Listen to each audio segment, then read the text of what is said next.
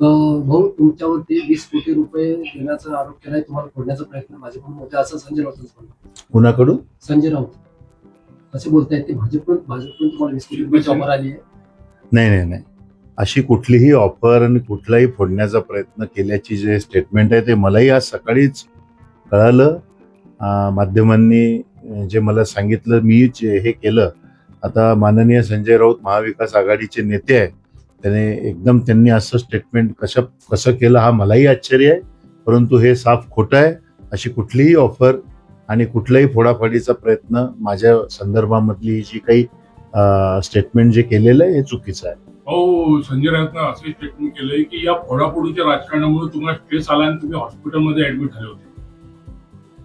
नाही नाही, मी कशाला हॉस्पिटल, मी तर कालच अधिवेशन संपलं आणि मी बुलढाण्याला म्हणजे आलेलो आहे. हॉस्पिटलमध्ये ऍडमिट वगैरे हा काही विषयच नाही आहे. संजय राऊतांची केलेला आरोप आहे तो. नाही नाही, मला असं वाटतं काहीतरी ते बोलण्यामध्ये त्यांचं हे झालेलं आहे. आता ते अमरावतीचं जे मागं विधान परिषदेची निवडणुकीच्या अनुषंगाने जे उमेदवार आजारी होते आणि हॉस्पिटलमध्ये ऍडमिट होते, त्या संदर्भात त्यांना काही म्हणायचं असेल का काय हे मला माहिती नाही. पण माझ्या बाबतीमधलं हे स्टेटमेंट पूर्णतः खोटं आहे. 20 कोटीची ऑफर आली का तुम्हाला? बिलकुल नाही, अशी कुठली ऑफर येत नसते आणि हे खोटं आहे. संजय राऊत सारखे एवढे प्रगल्भ आणि एवढे मोठे नेते असं कसं काय बोलले मग? नाही, आता हे मी नाही सांगू शकत, हे तर संजय राऊत साहेबच सांगू शकतील. परंतु असं कुठलीही ऑफर आली आहे हे आहे हे साफ खोटं आहे. भाजपच्या लोकांशी तुमचा काही संपर्क झाला? नाही नाही नाही, शिंदेकडून काही संपर्क करण्यात आला? नाही नाही, कुठलाही माझा कुणाशीही संपर्क नाही.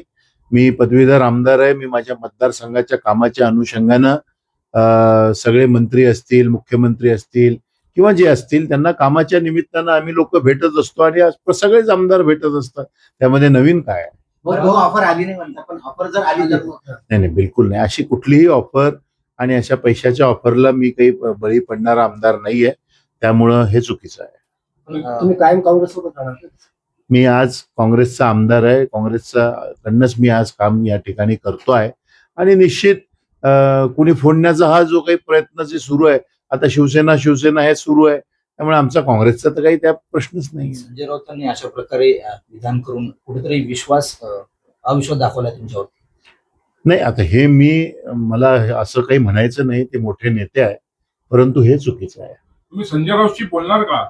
हो, मला भेट झाल्यावर मी निश्चित त्यांना विचारेल किंवा अचानक त्यांनी माझं नाव कसं काय घेतलं. हे सोडून का चालेत अनेक आमदार, काही खासदार सोडून, काय वाटतं तुम्हाला? नाही, आता त्याबद्दल मी कसं काय सांगणार. हे राजकारण सध्या चालू आहे जो वाटतं तुम्हाला, काय कसं नाही, तुमची काय प्रतिक्रिया? नाही, आता प्रत्येकाचा हा आपापला निर्णय आहे, त्याबद्दल मी काय सांगणार.